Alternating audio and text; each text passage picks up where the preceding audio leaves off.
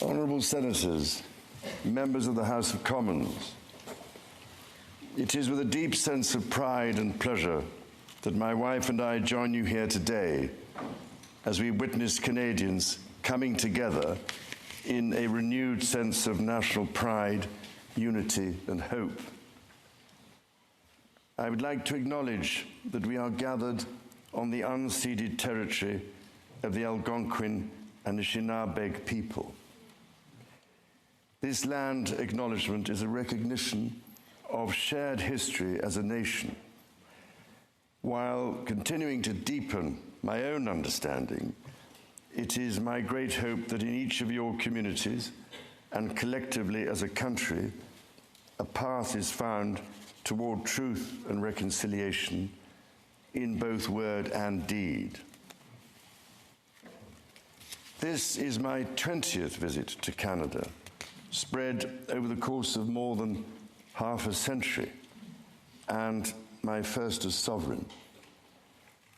As I've said before, every time I come to Canada, a little more of Canada seeps into my bloodstream, and from there, straight to my heart.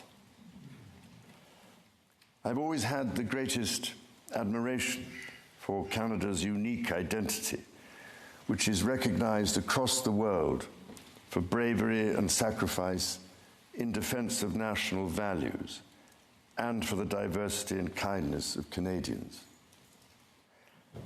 To the First Nations, Inuit and Métis peoples, you have welcomed my family and myself to your traditional lands with great warmth and hospitality, for which I am humbly grateful.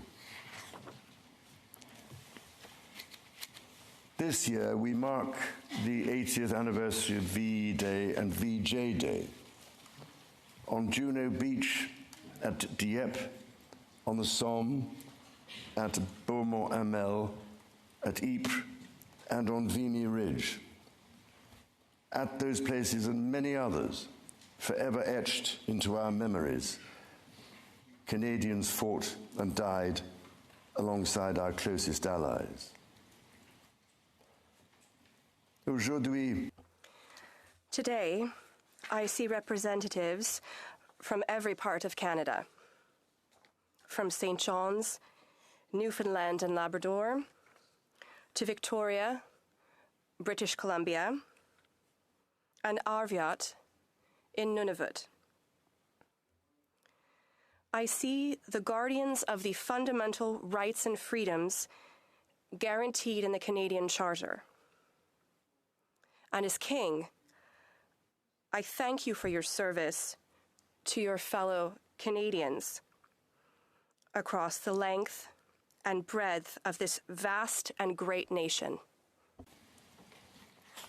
You speak for your communities, representing an incredible richness of cultures, languages, and perspectives. We owe it to this generation and those who succeed us to think and act for the greater good of all. While the world faces unprecedented challenges, generating uncertainties across the continents with regards to peace and stability, economics and climate change, your communities have the skills and determination to bring a wealth of solutions. En encourageant la collaboration, by fostering collaboration and engaging in respectful, constructive debates, you will ensure this government is capable of bold and fair action to support Canadians. It has been nearly 70 years since the Sovereign first opened Parliament. In the time since, Canada has dramatically changed, repatriating its constitution, achieving full independence, and witnessing immense growth. Canada has embraced its British, French, and Indigenous roots and become a bold, ambitious, innovative country that is bilingual, truly multicultural, and committed to reconciliation. The Crown has for so long been a symbol of unity for Canada. It also represents stability and continuity from the past to the present. As it should, it stands proudly as a symbol of Canada today in all her richness and dynamism. When my dear late mother, Queen Elizabeth II, opened a new Canadian Parliament in 1957, the Second World War remained a fresh, painful memory. The Cold War was intensifying. Freedom and democracy were under threat. Canada was emerging as a growing economic power and a force for peace in the world. In the decades since, history has been punctuated by epoch-making events: the Vietnam War, the fall of the Berlin Wall, and the start of the War on Terror. Today, Canada faces another critical moment. Democracy, pluralism, the rule of law, self-determination, and freedom are values which Canadians hold dear, and ones which the government is determined to protect. The system of open global trade that, while not perfect, has helped to deliver prosperity for Canadians for decades, is changing. Canada's relationships with partners are also changing.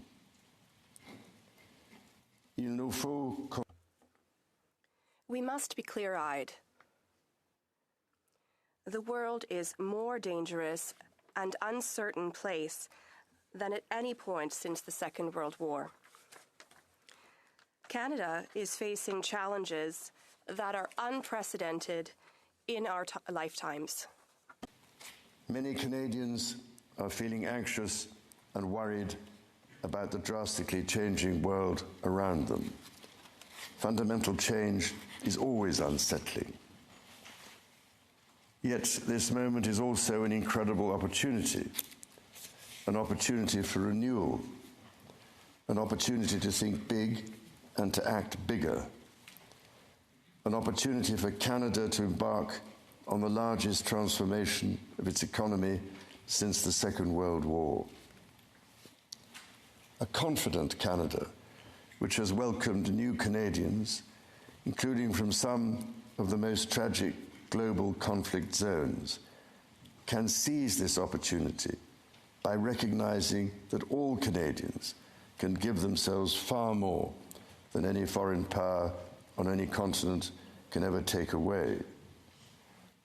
And that by staying true to Canadian values, Canada can build new alliances and a new economy that serves all Canadians.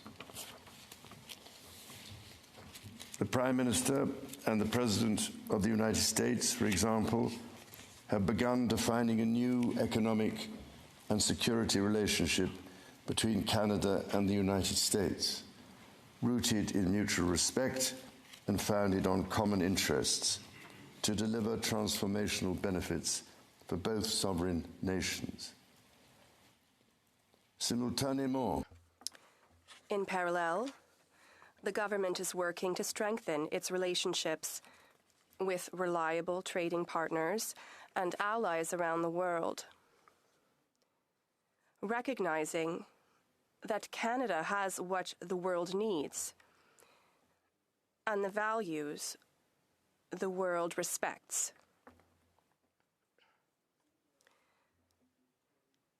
Canada is ready to build a coalition of like-minded countries that share its values, that believe in international cooperation and the free and open exchange of goods, services, and ideas. In this new, fast-evolving world, Canada is ready to lead. This will be demonstrated in June, when Canada convenes the G7 summit? The government is guided by its conviction that the economy is only truly strong when it serves everyone. Many Canadians are struggling to get ahead. The government is responding, reducing middle-class taxes and saving two-income families up to $840 a year. It will cut the GST on homes at or under $1 million for first-time home buyers, delivering savings of up to $50,000. And it will lower the GST on homes between $1 million and $1.5 million. Le gouvernement. The government will protect the programs that are already saving families thousands of dollars every year. These include childcare and pharmacare. In addition to these, the government has recently expanded the Canadian Dental Care Plan to cover about 8 million Canadians,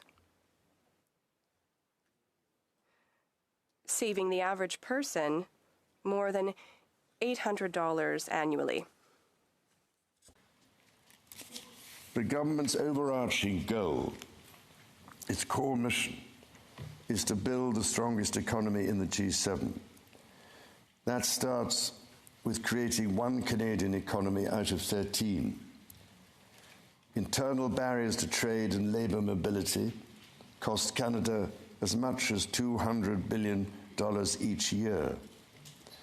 The government will introduce legislation to remove all remaining federal barriers to internal trade and labour mobility by Canada Day.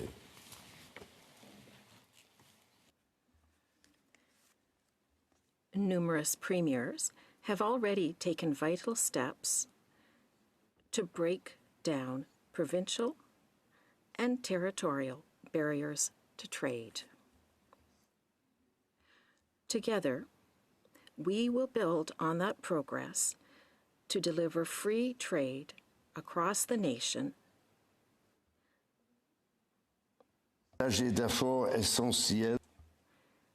This is critical to unlocking Canada's full economic potential, but it's not enough. To build Canada strong, the government is working closely with provinces, territories, and Indigenous peoples to identify and catalyse projects of national significance. Projects that will connect Canada, that will deepen Canada's ties with the world, and that will create high-paying jobs for generations. Given the pace of change and the scale of opportunities, speed is of the essence. Through the creation of a new major federal project office, the time needed to approve a project will be reduced from 5 years to 2, all while upholding Canada's world-leading environmental standards and its constitutional obligations to Indigenous peoples. The government will also strike cooperation agreements with every interested province and territory within 6 months to realise its goal of one project, one review. When Canadians come together, Canada builds things that last. Éliminer ces obstacles qui freinent. By removing these barriers that have held back our economy, we will unleash a new era of growth that will ensure we don't just survive ongoing trade wars, but emerge from them stronger than ever. It will enable Canada to become the world's leading energy superpower in both clean and conventional energy, to build an industrial strategy that will make Canada more globally competitive while fighting climate change. To build hundreds of thousands of good careers in the skilled trades.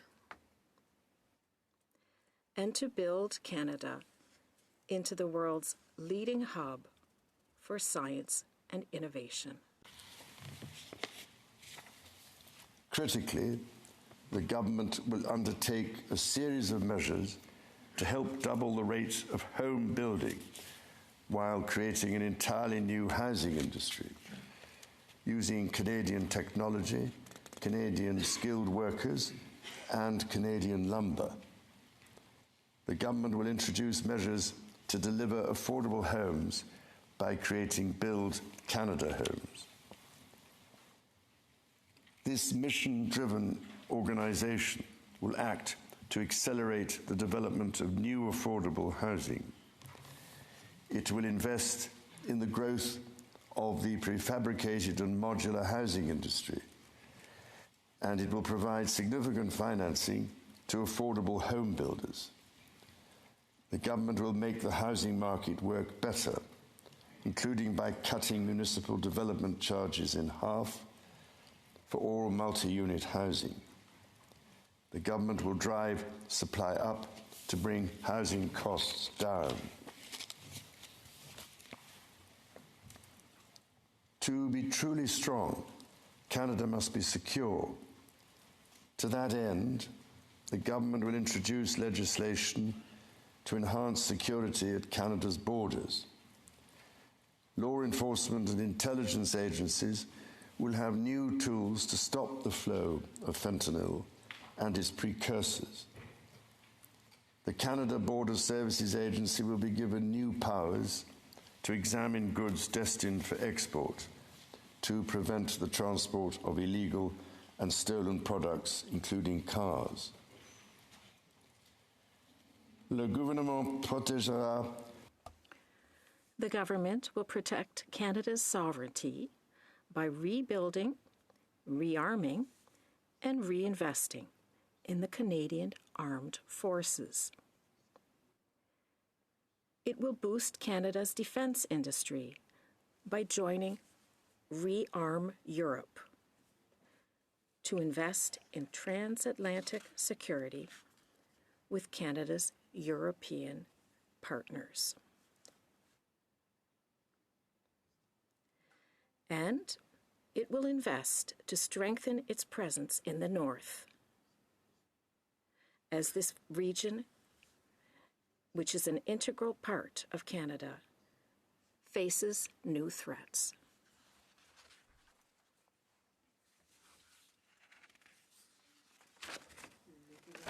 To protect Canadians and their sovereign rights from wherever challenges may come at home or abroad. To keep communities safe, the government will hire 1,000 more RCMP personnel. It will change firearms licensing and strengthen enforcement of yellow and red flag laws. Weapons licenses for those convicted of intimate partner violence and those subject to protection orders will be revoked. Through the deployment of scanners, drones, and helicopters, additional personnel, and canine teams, the government will stem the tide of illegal guns and drugs across the border. It will take these steps while protecting the rights of law-abiding gun owners and Indigenous peoples' long-standing hunting traditions. The government will bring a renewed focus on car theft and home invasions by toughening the criminal code to make bail harder to get for repeat offenders charged with committing these crimes, along with human trafficking and drug smuggling. During this time of great change, Canadians are uniting behind what makes Canada unique. La langue française et la culture. The French language and the Quebec culture are at the heart of the Canadian identity. They define the country that Canadians and I love so much. Canada is a country that respects and celebrates its official languages and Indigenous languages. The government is determined to protect the institutions that bring these cultures and this identity to the world, such as CBC, Radio-Canada. It will protect the people who give us access to fresh, healthy, and quality food, agricultural producers. And it will protect supply management. Nature is core to Canada's identity. In 2022, Canada convened COP15 in Montreal, which concluded with 196 countries striking a historic agreement to protect 30% of their lands and 30% of waters by 2030. To this end, the government will protect more of Canada's nature than ever before through the creation of new national parks, national urban parks, marine protected areas, and other conservation initiatives. The government will always protect the rights and freedoms that the Charter guarantees for every Canadian. The government will be a reliable partner to Indigenous peoples, upholding its fundamental commitment to advancing reconciliation. Central to this commitment is the creation of long-term wealth and prosperity with Indigenous peoples. For that reason, the government will double the Indigenous Loan Guarantee Program from $5 billion to $10 billion, enabling more Indigenous communities to become owners of major projects. As Canada moves forward with nation-building projects, the government will always be firmly guided by the principle of free, prior, and informed consent. Canada's immigration system has long been a source of pride for Canadians and of dynamism for the economy. The government is dedicated to rebuilding the trust of Canadians in immigration by restoring balance to the system. Le gouvernement instaurera.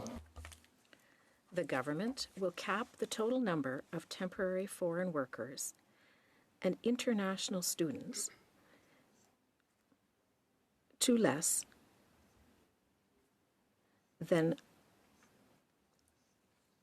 5% of Canada's population by 2027. By doing this, the government will attract the best talent in the world to build our economy, while sending a clear message to Canadians working abroad that there is no better time to come home.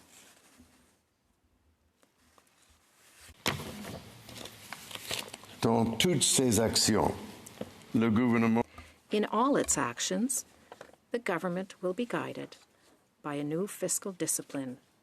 Spend less so Canadians can invest more.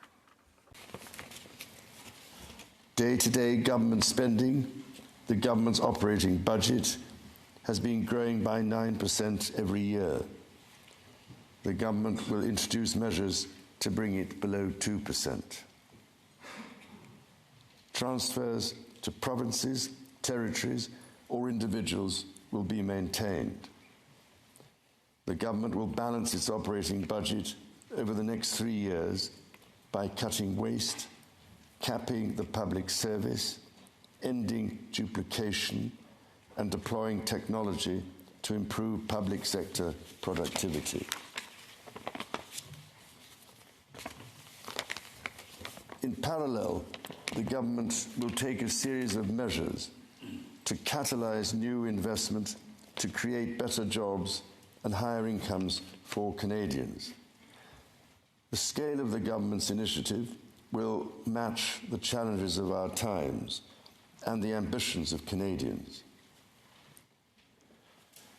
Honourable Senators, members of the House of Commons, when my dear late mother addressed your predecessors 7 decades ago, she said that in that age and against the backdrop of international affairs, no nation could live unto itself.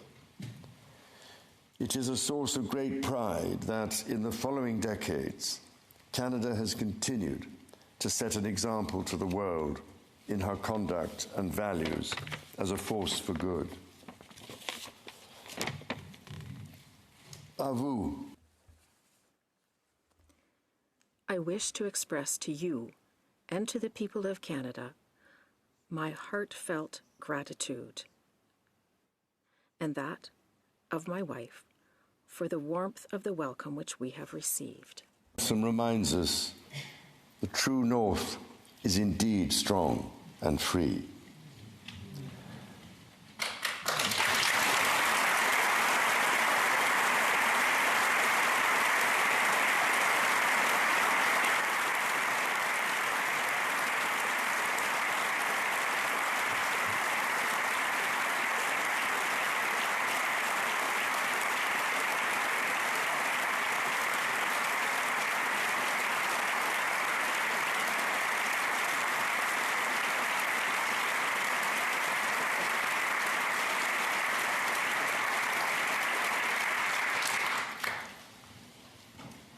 Members of the House of Commons, you will be asked to appropriate the funds to carry out the services and expenditures authorised by Parliament. May you honour the profound trust bestowed upon you by Canadians. And may God bless and guide you in all your duties.